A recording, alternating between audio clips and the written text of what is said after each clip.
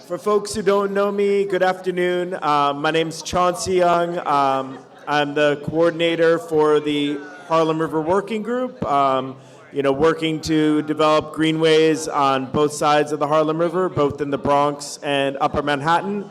And equity is the reason that we joined the coalition, right? Ensuring that we have equitable greenway development, equitable access for every borough and every community across New York City. I'm also newly anointed co-chair of the Greenway Coalition, so I will don my shirt, and then I'm going to pass it over to our wonderful panelists, because we, as environmental justice organizations, there is a struggle, in a way, between the development of greenways and development of parks and environmental justice issues.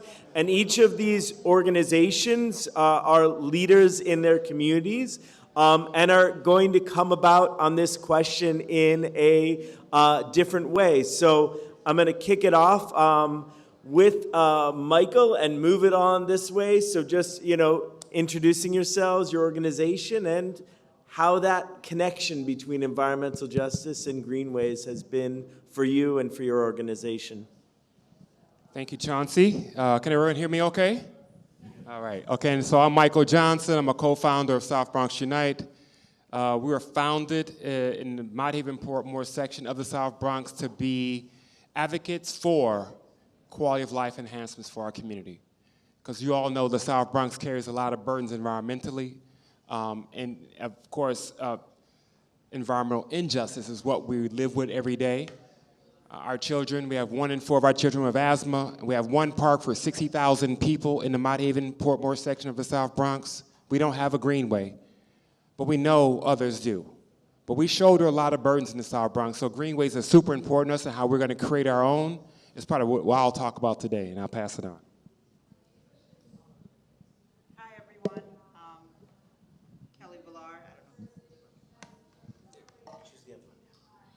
Kelly Vilar. Hi everyone. I'm Kelly Vilar. I'm from the Staten Island Urban Center. We are a small grassroots nonprofit organization doing community development through community involvement work, which is very broad and a mouthful sometimes. But just to quickly paint the picture of you, the Staten Island that we're working in is the Staten Island on the very block where Eric Garner was killed.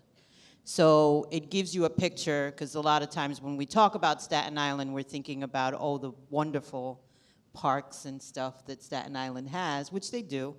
But there's another picture that we need to look at. So I just wanted to emphasize that, and that's why we're doing environmental justice work, talking to people about the different things that we need to have happen in our borough as it relates to environmental issues.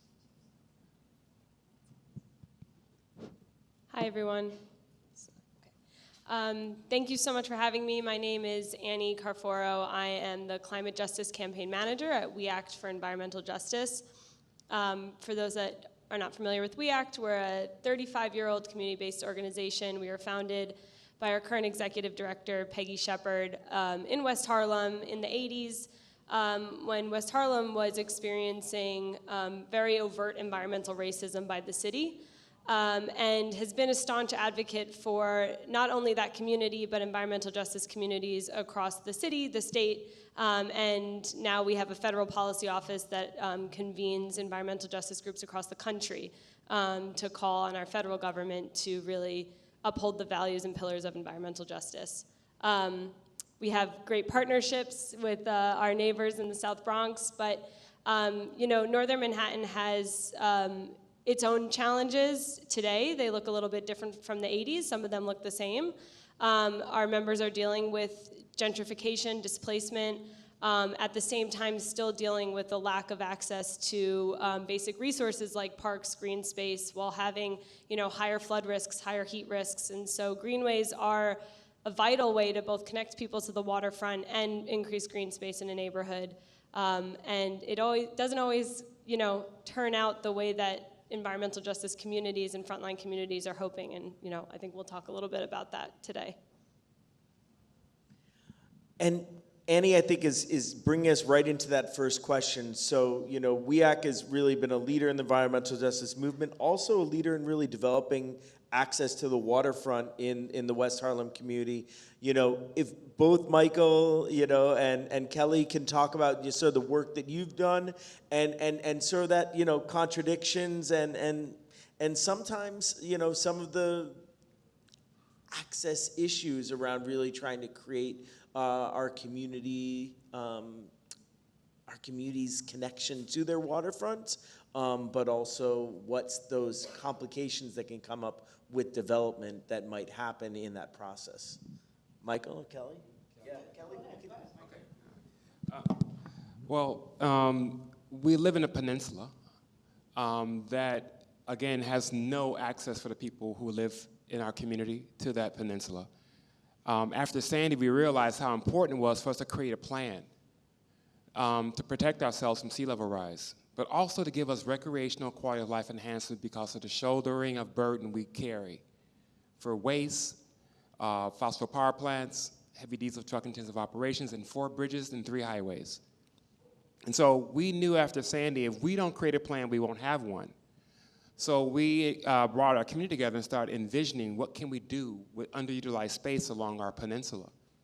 And what came about was a waterfront plan that we actually were able to have nominated to be a prioritized project by the State Department of Environmental Conservation in 2013. It was signed and prioritized by the governor in 2016.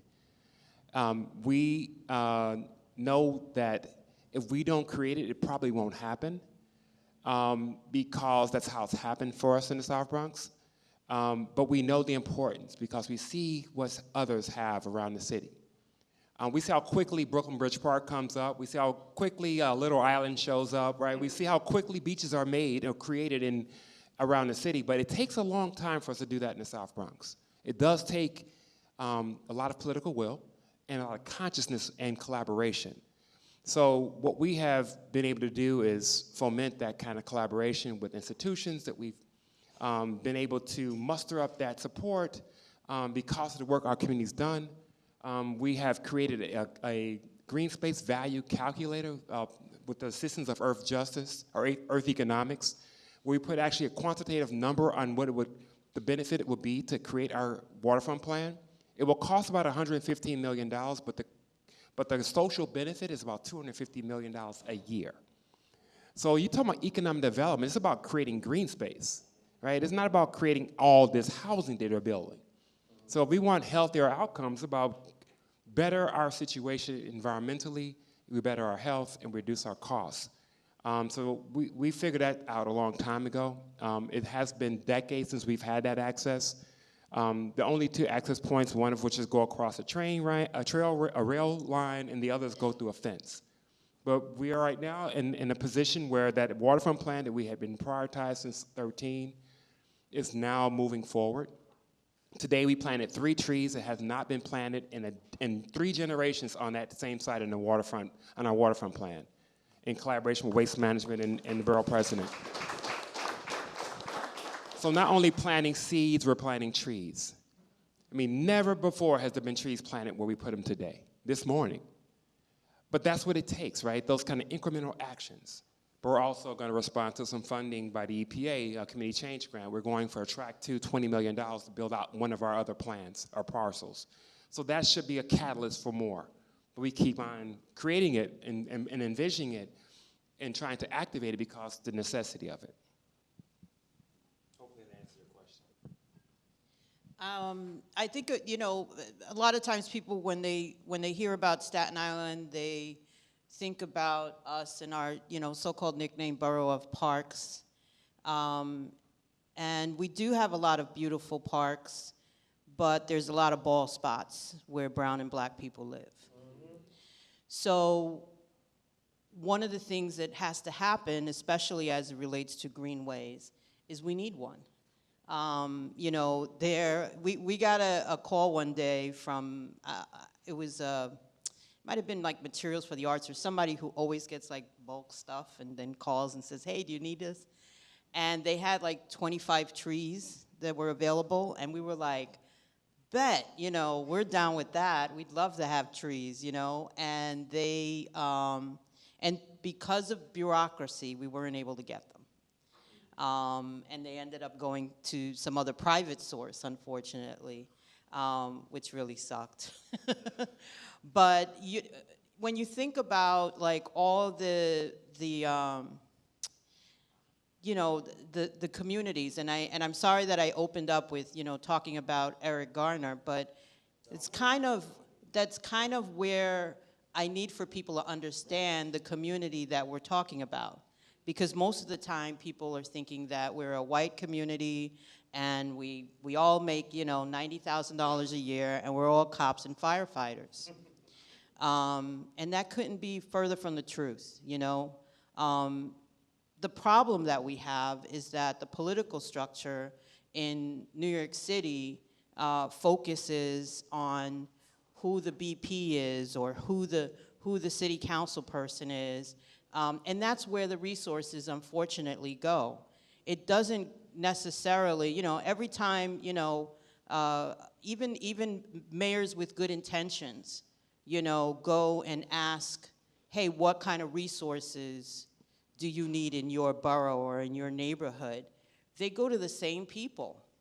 And then these are people who believe that the way you do economic development is you sign a lease, you open up a business, right? And you sell something. And that to them is economic development, unfortunately, in a borough like Staten Island. When we talk about economic development within our organization and the people that we work with, we know that it is much more than that. That there are so many different elements of it that we talk about. I was glad to hear the commissioner talk about parks as not an amenity, but as a necessity. And that's what we have to do. We have to keep talking about that every time you know, I've run into developers and they want to talk about, oh, and we're going to give you this pretty little park here, and we're gonna add this little, you know, bench, and I'm like, dude, those are not like give-me's. Those are the things you're supposed to do, because if you're building property and you're building things for people to live, this is all part of life. It is not, you know, I hate that we're all gonna live, work, and play, you know, like a place where you can, really? You know, so our issue in Staten Island is, number one, is first of all, making sure that people are aware that we have an environmental justice issue.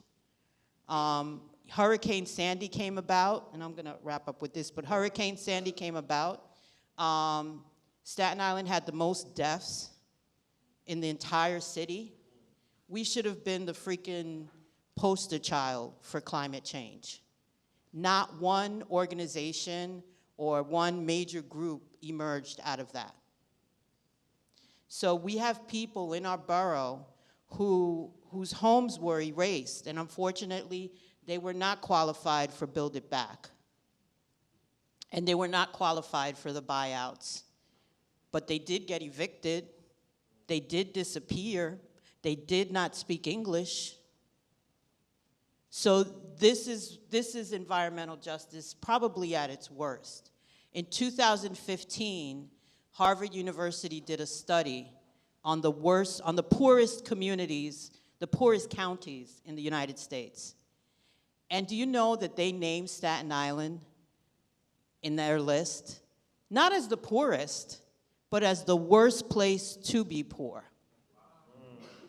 That you were better off in Washington Heights or somewhere else where there were resources for poor people. We don't have a city hospital. Most of our health care comes from clinics and private institutions that we're at the mercy of. We have the least amount of Section 8 and housing protections than any other. So when you're poor and you're in a community and you're at the mercy of living in a basement apartment of somebody who's not really a landlord, who's just wants to make a couple of bucks on you guys, you know, on us, That's what we're dealing with. So when we talk about environmental justice, we are in our baby stages of learning about climate change, teaching people about how pollution has been affecting our lives. 30% of the student body, the public school students in Staten Island, are in special education. 30%. So count 10 chairs, 3 of those kids are going to be in special education. So why is that happening? Well, I think there's a couple of reasons. One is that we may have an environmental justice issue. We have a disproportionate amount of young people who are being born with developmental delays. Has anyone studied that? No. But I do happen to know that we have a disproportionate amount of young people who are in special education in Staten Island, a disproportionate amount of them getting suspended from schools. It is a huge problem, and the idea of environmental justice being something that we're not aware of, that we don't know anything about, makes it even more dangerous than anything else. So we spend a lot of time, and I'll wrap up with this, we spend a lot of time educating people. For the first time in, I don't know, however long climate change has been around, Staten Island we just created a coalition for environmental justice on Staten Island. People that are focused on the Black and brown communities that are hurting the most as it relates to climate change. And I can go on and on about some issues, but the last one I'll say is there's 22 brownfields, contaminated sites on Staten Island in a 5-mile radius. And I promise you, it's not where the 1% live. So this is an important coalition that you have. The Greenway is an important coalition to be talking about that. And I know one of your questions was about the Greenways and where do we need them? We need them in Black and brown communities where they don't exist. Yeah. So I'll wrap up with that.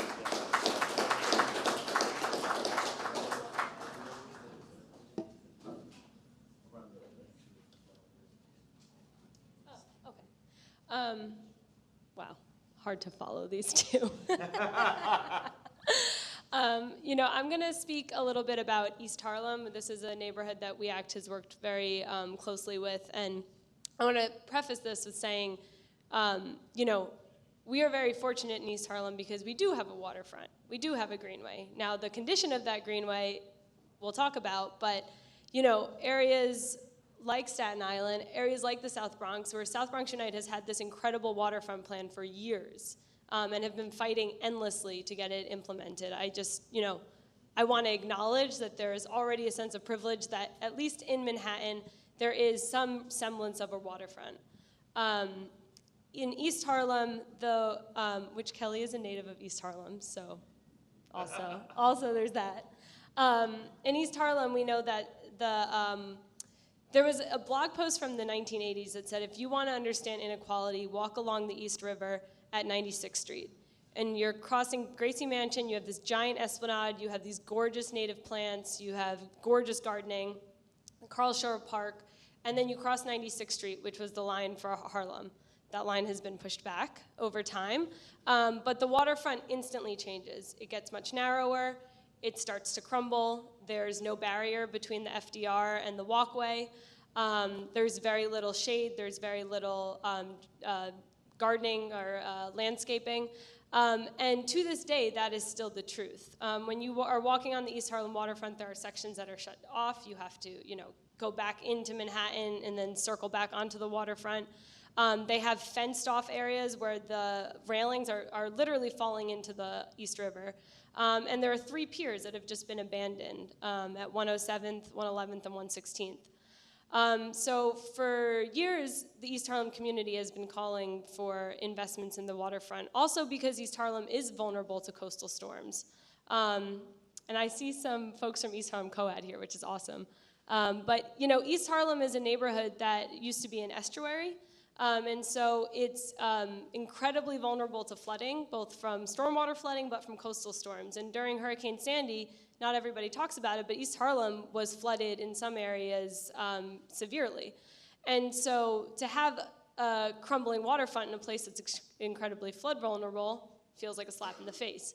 What I do want to say is there is some sentiment among We Act members that live in East Harlem that they've only started to see investment after a couple of different city initiatives. So the announcement that the 2nd Avenue subway was going to finally complete its course up into East Harlem to 125th Street.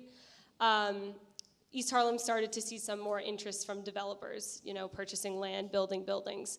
The 2016 rezoning, East Harlem was targeted with a major rezoning that the community understood needed to happen, but wanted it done more on their terms, more in contextual zoning, and instead was upzoned in ways that the community really pushed back again and ultimately lost to the city's plan, with some concessions, of course. But East Harlem has started to see some of this change, right? And I talked about gentrification. Northern Manhattan has been gentrifying for a very long time, and East Harlem is right now a real hotbed for that. Now we're seeing the city come forward with waterfront plans. So there's some questions of, who are these investments for? It's important to flag that East Harlem is a really powerful and vibrant community that has very close ties and very good organizing. It also has the highest concentration of public housing, and publicly funded housing, despite its challenges, allows people to stay and live in place and stay in their communities. And so there are people that are going to benefit from this waterfront that have lived in East Harlem their whole lives. That being said, Mychal put it perfectly. We know that the city can build new parks. We see things come up all the time. When we talk about the Greenway, we saw the new Midtown Greenway from 53rd to 61st Street opening, 20-foot bike paths, 20-foot walking paths going out into the East River. When we saw the plans for the East Harlem waterfront, it left a lot to be desired, is what I would say. There are large sections of it where they leave the existing Greenway as is. It's just bringing it to a state of good repair. That means 10-foot walk and bike paths without any sort of barrier between the FDR and the waterfront. We had been calling for a bathroom. There's a real lack of public restrooms in the city. This is a huge, huge problem that people have brought many times. We found out that Parks had actually cited a location on 127th Street to put a bathroom on the Greenway. It would cost $4 million. They did not have the money to do that. And they've told us so much. They said, if you can raise the money, we can put a bathroom there. But meanwhile, we see them spending nearly $200 million on a 7-block stretch in Midtown while they're renovating 20 blocks of the East Harlem waterfront for a little under $300 million. So it's investment, and I want to emphasize that there is a lot of excitement. People weighed in at these meetings, and we're happy to see what's coming. But there's still, even with the investment, they'll go farther for certain neighborhoods while leaving others, with the bare minimum. There was something else I wanted to mention. Take your time. I can't remember what it is, though. It will come back to me, so I'll mention that last piece. The last piece I want to mention is that even with these upgrades to the waterfront, there's a gap. So the city is renovating 94th Street to 107th Street, Bobby Wagner Walk. They're putting in a new pier at 107th Street. The Parks Department is bringing 114th Street to 117th Street up to a state of good repair, and then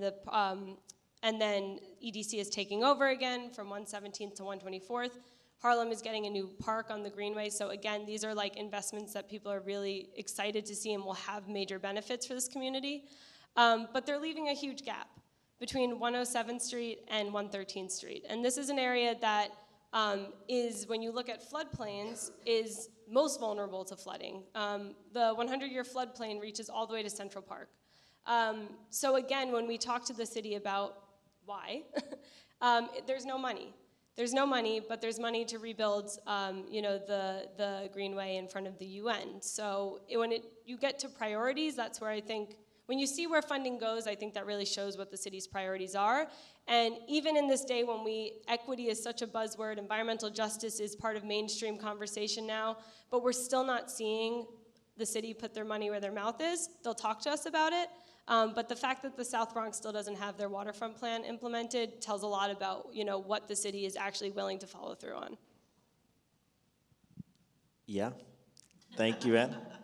I think these points that are just brought up are really key.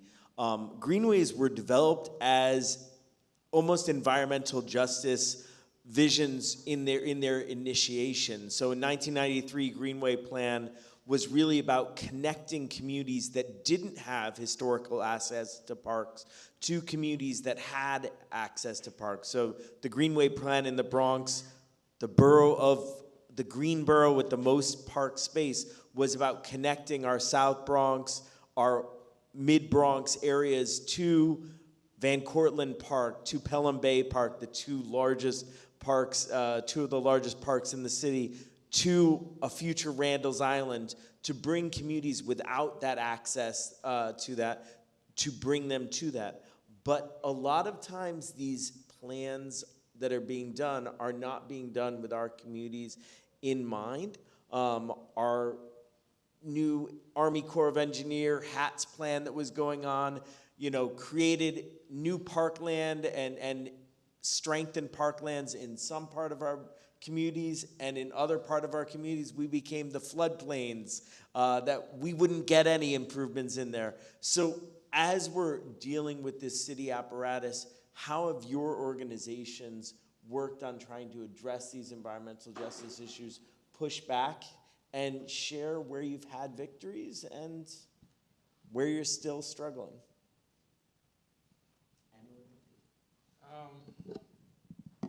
Before I could get into your question, I just want to say you're right. The HATS project from the Army Corps actually wanted to put a seawall in our area, right, permanently blocking us from the water's edge. Exactly. And I was hearing what you're saying, Annie, about the rezoning. We got two rezonings as well, one in 97 and one in 96 and one in 2007, creating a special mixed-use district, which if you all seen the South Bronx recently, is unrecognizable, right? I mean, talking about high rises.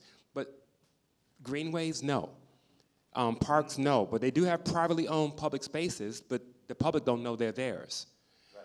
So the way our city has been planning the activation of these spaces, like in East Harlem, Staten Island, and the South Bronx, has not been with the intention of those vital areas that she talked about in her presentation that the commissioner did. Like, if we know those are where the real ball spots are, why not invest in those first? So we're perpetuating the injustice over and over again by not investing where it's desperately needed. And, for regardless of the 10 years we're waiting to build out our plan, our folks have been waiting for generations for justice. And we can't really be a society that's looking to be, progressive and really conscious if we're not really looking at those vital areas first and doing it with intentionality around we have to meet the injustice where it is first. There's no reason why 60,000 people live in a 2.5 square mile radius does not have access to the waters that surround them. But yet and still we have some of the worst health outcomes. So why is that? Let me just push one thing, Michael, because I want you to share a little bit about 2009, the Lower Concourse redevelopment plan, because both of us were at City Council advocating for that plan, which was going to include the Harlem River Greenway as part of that redevelopment, and how promises are broken because that plan for a Harlem River Greenway space, the 40-foot required greenway space that was going to be included in front of all those properties, turned into private spots that are not necessarily connected. So I just want you to put a little bit more into that, because I think people don't know that history. Yeah, even the South Bronx Greenway, which is on the west end of our community, and then Harlem River Greenway is on the east side, or opposite. The South Bronx Greenway came from further north, but when it came into the South Bronx, it was underneath the Bruckner Expressway, and it was only a green painted pathway. And then it deadened out at Randall's Island, which was then the horizontal path that we worked for 2 decades to get activated. Before that, our Greenway was going across the Triborough Bridge to Randall's Island. So even when it turns supposed into a greenway, it's painted, it's not green. And we are fighting to make sure they are connected now, because what's holding that up is the Harlem River Yards, right? A privately owned or publicly owned, but leased for 99 years, peninsula that's around our community. That it's public-owned property, but we don't have any access to it. So connecting the South Bronx Greenway to the Harlem River Greenway makes sense. But Chauncy and so many others have, and myself, we've been advocating to connect that, but it's taken, even after those plans have been approved, still takes years and decades to actually be activated. Are we sharing this? Yeah, okay. I think, when it comes to development, I think Staten Island wins the prize on, like the worst development plans. We have a waterfront that is atrocious.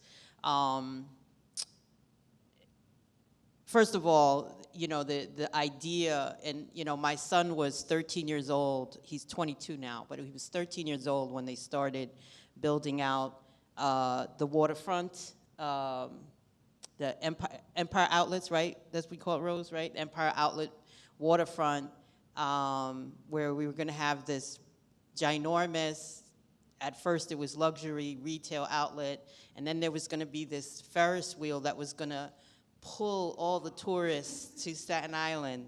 And my brilliant 13-year-old son said, Mom, I don't know, why are they building retail outlets? Like, nobody goes shopping. We all shop online. And I was like, that's brilliant. Like, you should be a developer. It's crazy that, and now here we sit, I don't know, it's like 4 or 5 years going forward after they put like major investment. What do you call that? That 420, is it 420? Where the 429, yeah, where all these foreign investors, like invest in it, and I mean crazy amount of money into building this. And here we are like 4 or 5 years later, and it's like at 30% occupancy of retail stores. Like officially bankrupt, already sold, to the lowest, to the highest bidder, excuse me. And I mean, like somebody, we all collectively put our money together, we could probably afford to buy that outlet. Crazy, crazy, crazy. And this is, and the sad thing is that the people who suffer are the people who no longer have access to the waterfront, no longer have access to the greenway that was all along that whole corridor that was beautiful, where you could run and you could, picnic and you could ride your bike, and no longer exists. The weeds that were developed, yes, the weeds, from the non-development of that area are like 40-foot trees now. Seriously, 40-foot trees now. It's a forest. And the saddest thing is that they pull the wool over, how do you say pull the wool over your eyes? I don't know where that term comes from, but this is what's happened to many of us, where now you have a new elected official who comes with so-called new ideas, and it's going to bring new money into the area, when it's like freaking money they owed us in the first place because they messed it up. And so we need to have this whole nother lesson for people who are in a space where we don't even know what we don't know, to now learn about development jargon, to now learn about what these quasi-city agencies do and what they're responsible for, and how all these things kind of mesh together and affect the fact that my kid can't play outside because there isn't a park. There isn't a place for them to play outside. There isn't access to the beautiful waterfront that we could potentially have. That there's contamination on the waterfront and nobody's dealing with it. They're just bulldozing and building on top of it. And we've seen this over and over, and this is what's happening, not just on our immediate waterfront, but on all the corridors that are parallel to it in Staten Island. We just stopped a developer from building a building where they found contamination in the rock, in the grounds. Yep, I wasn't gonna say names, but okay. But yeah, and crazy, they were just gonna build right on top of it. You know, we had a developer approach us. You know, our community has been trying to get rid of a sanitation garage that has been in a residential community for over 50 years.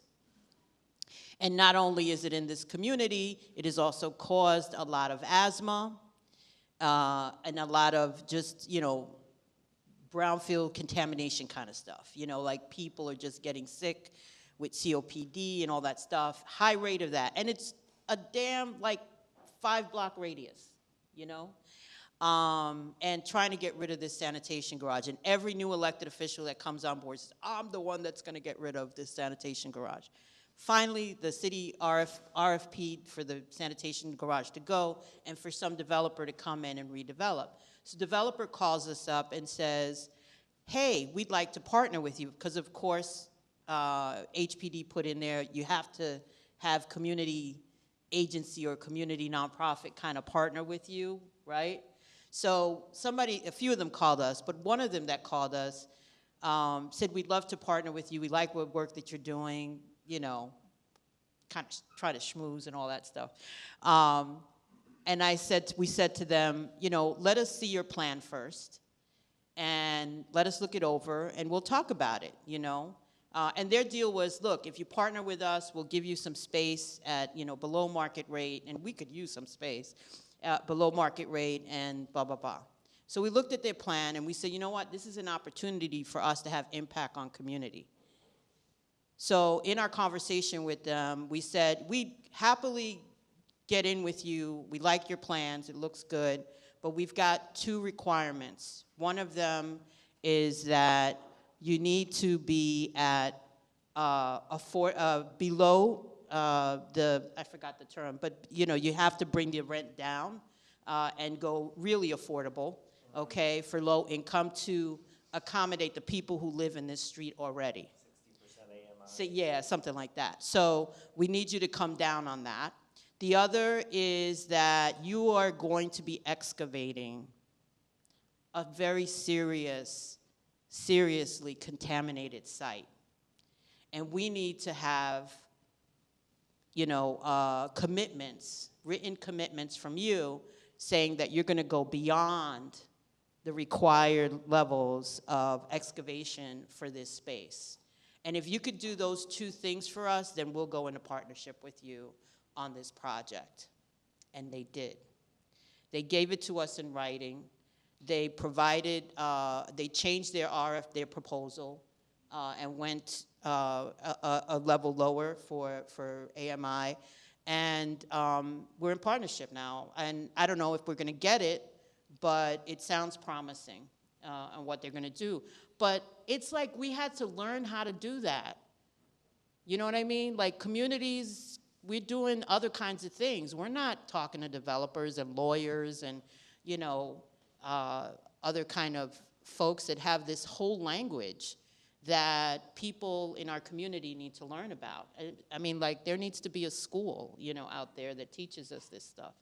And if we don't get taught that stuff, we're just gonna continue to suffer, and we're gonna continue to have people pull the wool over our eyes and have projects. And I just want to say one quick thing about the East Harlem project, because I was born and raised there.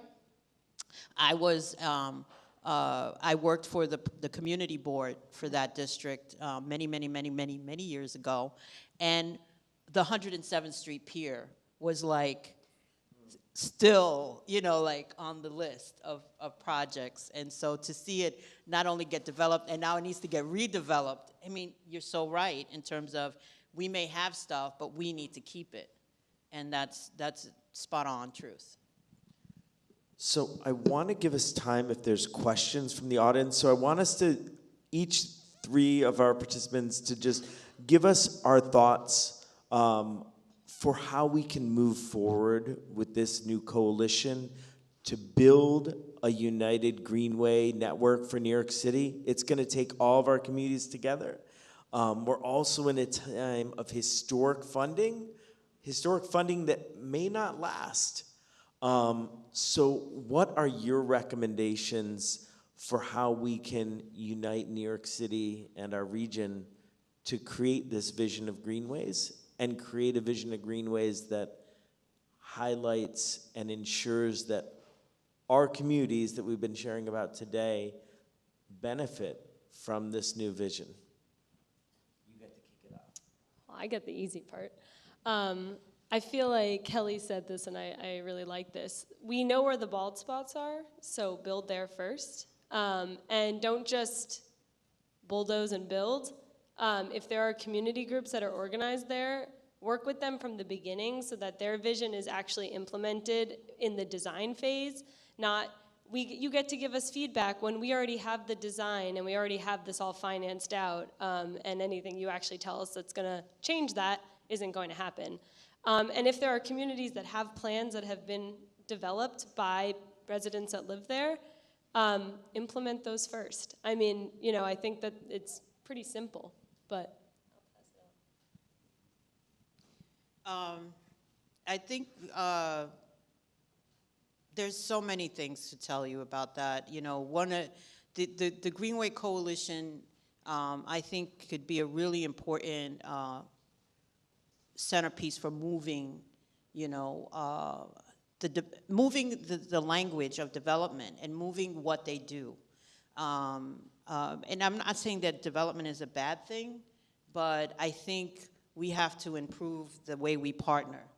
And that we have to, let's focus on elevating the grassroots groups to have as much weight as the developer, or having as much weight as the city council person, or having as much weight as those decision makers who make decisions about where we live. I feel like that kind of almost should make sense, right?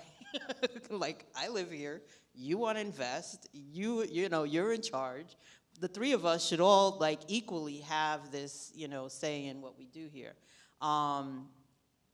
So I think people's voice has to be important. And I also think there needs to be more investment in when community groups have plans, or when they have ideas, and how to forward those ideas.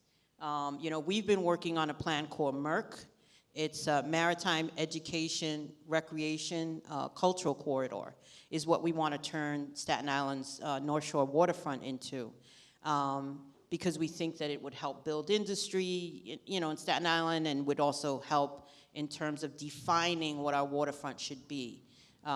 It should be all of those things, and being able to do that. But we don't have the investment in that, so we're just constantly coming from the point of view where we're just kind of advocating for this, but we don't have a scientist working with us. We don't have, a grant writer doing this. We don't have, an advanced team, going and lobby guy that talks to the mayor or whoever.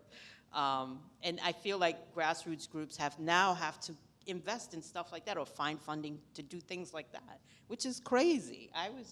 We were used to, helping kids play basketball, that was what we were, but this is a new world, and this is what we've got to do now.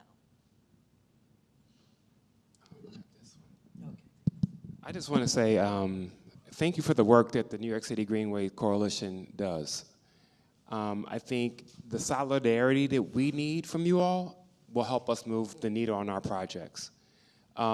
You all know very well the quality and the life enhancement of Greenways that they produce.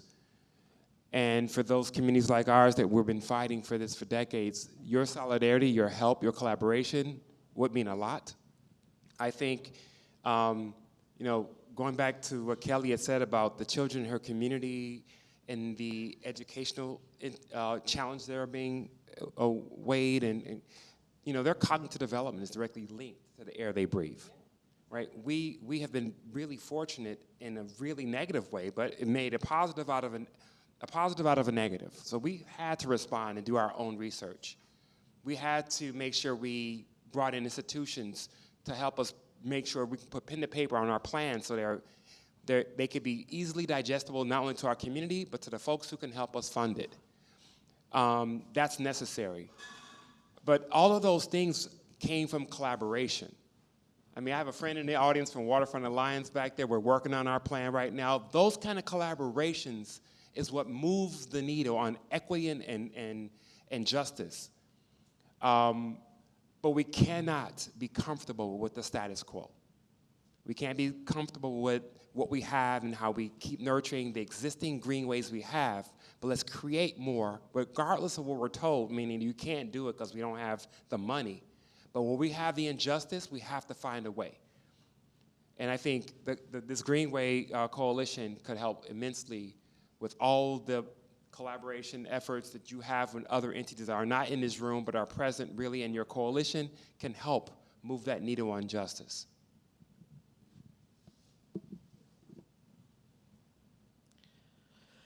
All right, so our first question, how can Greenways Coalition work with you to make sure residents of EJ communities are part of the Greenway conversation? I think you were already answering that one a little bit, but anyone else want to? I would just say, you know, make sure we're members. You know, make sure we're a part of the conversation. We're at the table.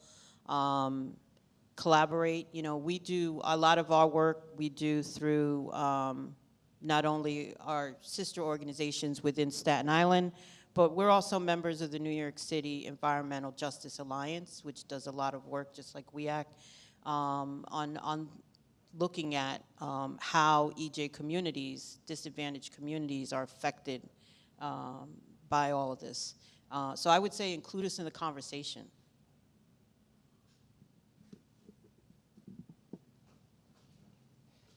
I was just going to say, I think also like for some smaller organizations, and We Act was once and I think is now a little bit larger, but like technical assistance, capacity building, like those are all really, really important that can prevent a very good idea that should be implemented from actually being implemented. And the way that coalition members can support smaller groups that are doing the on-the-ground work to have that capacity makes a huge difference.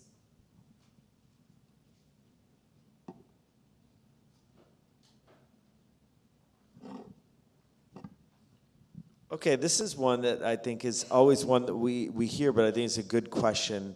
How can we add more greenways without increasing gentrification or pricing out existing residents, as greenways can increase property values? I would love to talk about that one. We're often asked that question, like, how are you going to create a waterfront plan? Won't that spur gentrification and displacement? And it always goes back to what Annie said as well. What if the people who've been living there for decades? They need that access. They need quality of life enhancement. It's for them. We can't stop who's coming. But we know we have to protect those who've been there. And for generations of no access for the people of color who are in the community because they want to be there and don't have what everyone else has, that's what we're doing. That's what we're fighting for. I was just going to say, I think the city also has a very dirty history of putting the burden of development and new housing on communities of color and lower income communities so that they're forced to bear all of the new housing that is coming in at market rate that is then pushing prices up, while there are communities in the city who have not added a single unit of housing in years. And what that also forces then is communities to, like ours, to decide between, do I make this impossible choice between housing or green space? And if I say we want more green space because we have a really bad heat island or we flood all the time or our air quality is bad, I'm seen as like a NIMBY. But that's not the case because many of our communities have already taken on a massive burden of new development. And that needs to be spread more equally, and you know, we need to have more frank conversations about that. Kelly, do you want the final word? Because we got to wrap up in just a moment here. I think it's, everybody's so spot on, and I think that, you know, when engaging. I'm glad the commissioner talked about Partnership for Parks. They were instrumental in helping us not just do work in our park, but actually do work that affected the larger community. And having us be part of the conversation, and when I say us, I mean us from that community. I live, I work there. Having us be part of the conversation when it came to development issues and things that were being planned, you know, going as far back as the last rezoning that they did.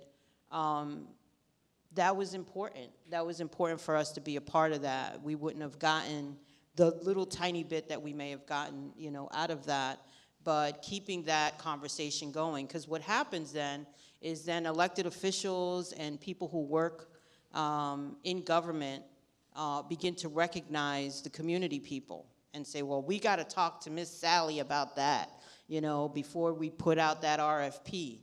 You know, or we've got to have a conversation with, you know, so-and-so, you know, youth center or blah, blah, blah, you know, bikers group before we even mention that, you know, and so those kind of conversations don't happen unless, you know, folks are included in that. So I think we got to keep doing that kind of stuff. So there was one question I'm going to answer just for folks. There's one question is, there's 2.5 million people in Queens. Why is there no Queens representative on this panel? That's a great question. And honestly, you know, we did a panel similar to this in our first year. And, you know, we're never going to be able to represent every community in the city on this space. We wanted to really include Staten Island because Staten Island has often been left out of conversations of greenways. And you know, as our work to do, honestly, in growing the coalition is really about bringing in more groups, bringing in more organizations. A coalition is only as strong as the members that are a part of it and the work that we're able to do collaboratively together to support one another. So, you know, what we're doing here today by having this EJ panel is to make sure that we are including the voices of some of those communities that have been left out of the conversation, and also some of the communities in sense of West Harlem that have been key in leveraging an environmental justice issue to create access to the waterfront. So, you know, that was sort of the vision for this panel today. And we hope that the conversation has been a fruitful one for us to be able to start thinking about this and taking what's been shared today by our panelists and bringing that forward into the next stage of this coalition. Because this coalition is really only 3 years old for the most part. So we've done a lot in that time. We've gotten a citywide, you know, Greenway plan enacted, which is the first that's been done in over 30 years. Just the bill. Just the bill, yes. Plan isn't done yet. I know. We're waiting on the plan, by the way. And we got, you know, we got funding for the RAISE grant, you know, to which Ted mentioned earlier today about, you know, getting greenways throughout communities such as the South Bronx, such as, you know, the Queensway, such as the Queens Waterfront Greenway, the Staten Island plan that's coming out. So all of this has been done in just a short period of time by our coalition. So we hope that folks are able to join us tomorrow, and we hope that folks are able to join us at the happy hour. So Hunter, do you want to share a little bit about that? And then we want to grab a photo with all of our panelists here before folks go. Yeah, thank you, Chauncy. Thank you, everyone, for being here, staying till the end. I'm really inspired by everything that you all said. You're part of the coalition by I'd love to work together. So there's no reason why we shouldn't have been doing that all along. So Kelly, will you be on the bike ride tomorrow?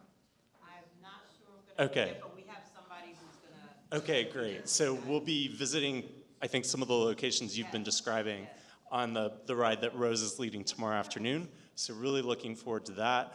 Now we can just break for some fun. So we are having a networking event at GMT Tavern, which is at LaGuardia and Bleecker, just I think it's a half a block or a block away. South of here, Councilmember Shaker Christian, the chair of the New York City Parks Committee, New York City Council Parks Committee, will be there saying a few words in collaboration with John, another steering committee member. So please join us. We hope to see you tomorrow. And thank you again, everyone, for being here.